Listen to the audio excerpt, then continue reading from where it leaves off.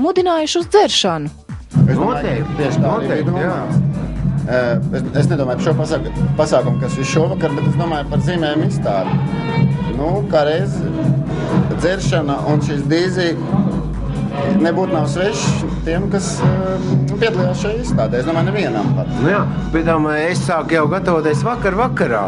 Es jau sagatavojos, un tagad es atnācu, un es jūtos ļoti labi. Tas dīzī ir izbaudies.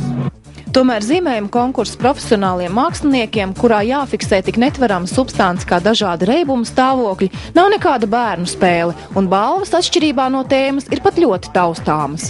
Mēs sagatavojuši kolosālākās balvas. Varbūt tagad, starp citu, neviens nezina, bet ģenerāla balva ir mana 5. klases skolēna apliecība, ko es jums tūlītās parādīšu. Lūdzu, to saņems Bikšus, Arnis, kurš nepiedalās izstādē. Dzīvē gan viss nenotiek kā solīts, un Aivara Vilipsona skolēna apliecība nonāca mākslinieces Kikas Keiras īpašumā. Taču neraugoties uz šķietami bohēmisko gaisotni, darbus vērtēja pavisam īsta žūrija.